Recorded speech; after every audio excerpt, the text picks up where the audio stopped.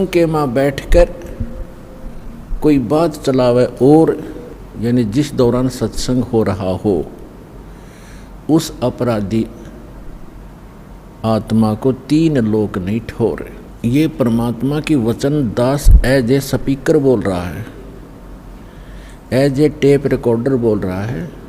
आदेश परमात्मा का चल रहा होता है और जो आत्मा अपने परमात्मा के आदेश को ध्यान से नहीं सुनता है उसको अपराधी बताया है। तो इसलिए सत्संग को बहुत महत्व देना चाहिए आपने और ध्यान से एकाग्रचित्त से एक एक बात सुननी चाहिए। सतगुरुदेव की जय। बंदी छोड़ कबीर परमेश्वर जी की जय। बंदी छोड़ गरीबदास जी महाराज जी की जय। स्वामी रामदेवानंद जी गुरु महाराज जी की जय।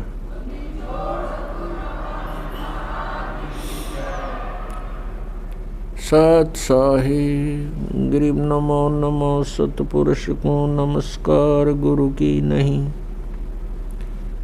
सुर नर मुनि जन साधुआ संतों सर्वसदी नहीं। सतगुरु साहेब संत सब डंडो तुम प्रणाम। आगे पीछे मद हुए तिनको जहाँ कुर्बान। सर्व सृष्टि रचनहार ये कबीर साहब जी हम सभी आत्माओं के जनक हैं, पिता हैं।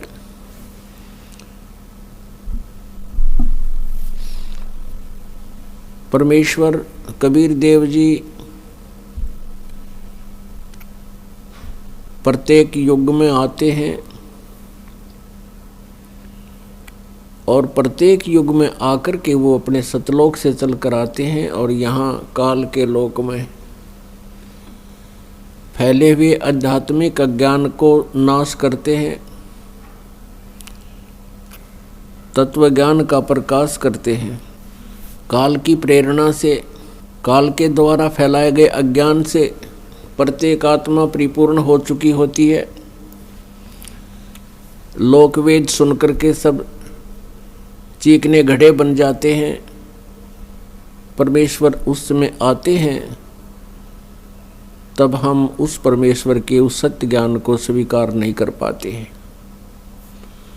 जिस कारण से हम इसी काल के जाल में रह जाते हैं। पुण्यात्माओं, जिस समय आप जी इस तत्व ज्ञान से परिचित हो जाओगे उस समय आपको काल के जाल की प्रत्येक डोरी नजर आने लग जाएगी, प्रत्येक गांठ महसूस होएगी कि इसने ये बंधन किस कारण से हमें बांध रखे हैं। फिर आप के अंदर एक विशेष तड़प बनेगी उस परम पिता को पाने की। परमेश्वर कबीर देव जी ये परम अक्षर ब्रह्म है, जैसे आज आपको सत्संग में सुनाया था। ये वो परमात्मा है जिन्होंने सारे ब्रह्मांडों की रचना की और वो तीनों लोकों में प्रवेश करके सबका धारण पोषण यही परमात्मा करते हैं। हम परमेश्वर से अपरिचित होने के कारण, तत्वज्ञान के अभाव से परमात्मा को ना पहचान कर हम अज्ञान आधार से अन्य देवताओं की पूजा कर रहे थे, जो हमारे सदग्रंथों में भी मनाही है। अन्य देवता कौन कौन हैं? ये तीनों देवता श्री ब्रह्मा जी रजगुण, श्री विष्णु जी सतगुण और श्री शिव जी तमगुण। और इनके अंतर्गत जितने भी 33 करोड़ देवता हैं ये सभी अन्य देवताओं में आते हैं।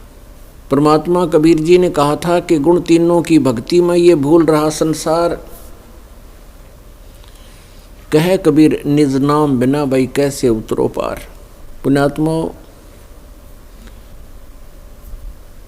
हमारे सदग्रंथ हमें यथार्थ ज्ञान दे रहे हैं, लेकिन आज तक इन सदग्रंथों को कोई समझ नहीं सका, जिस कारण से हम अपने ही खजाने से, अपने घर में दबे हुए उस धन से, आध्यात्मिक ज्ञान से हम वंचित रहे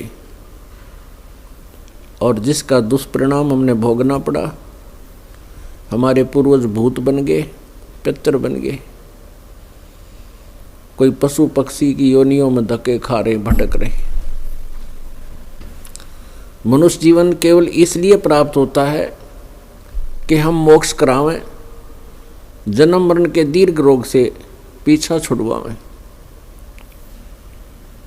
लेकिन तत्व ज्ञान ना होने से हम साधना करते करते भी जीवन व्यर्थ कर जाते हैं। ये काल का जाल है, बहुत भयंकर जाल है। पुण्यात्माओं,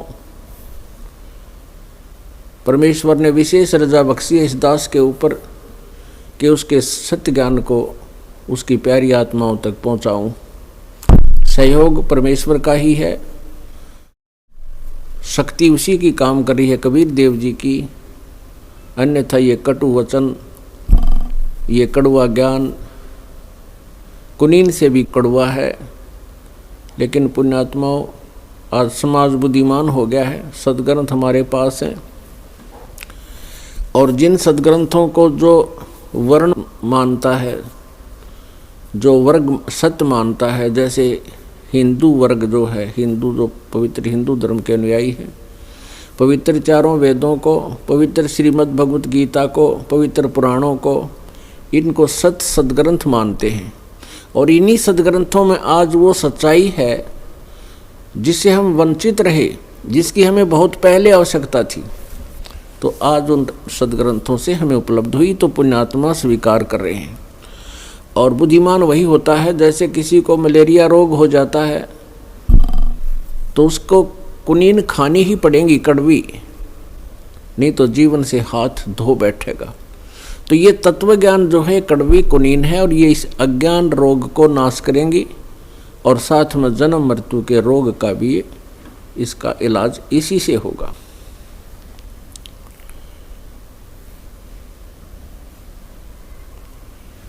पुण्यात्मा, एक परमात्मा को छोड़कर, पूर्ण ब्रह्म को छोड़कर अन्य किसी भी देवी देवता की या किसी हम प्रभु की, ब्रह्म की साधना करते हैं,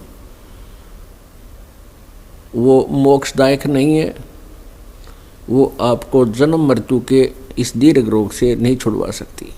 पुण्यात्माओं, कोई घर सुखी नहीं, और सभी कोई ना कोई पूजा देवी देव इष्ट की अवश्य कर रहा है, और फिर भी घोर कष्ट, क्योंकि वो देवता आपको आपके प्रारब्ध में कोई परिवर्तन नहीं कर सकते।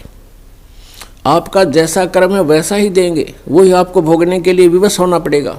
और ये समर्थ कबीर परमात्मा है जो आपके प्रारब्ध का नाश करके, आपके जो है ना संकट को खत्म करके, और नए सिरे आपके शुभ संस्कार लिखेगा। मासा घटे ना तिल बधे, विध ना लिखे जो लेख, और सच्चा सतगुरु मेट कर ऊपर मारे मेघ। हम भ्रमित हैं, और जब तक शंका निवारण नहीं होगी, भक्ति पर हम लग नहीं सकते। जैसे श्रीमद् भगवत गीता अध्याय नंबर 2 के श्लोक नंबर 53 में कहा कि अर्जुन, जिसमें तेरी बुद्धि भिन्न भिन्न प्रकार के भ्रमित करने वाले वचनों से हटकर एक तत्व ज्ञान पर स्थिर होगी, तब तो तू योग को प्राप्त होगा, तब तो तू योगी बनेगा, यानी भगत बनेगा। तू योगी मीन भक्त, साधक। पुण्यात्मा, अब ये जो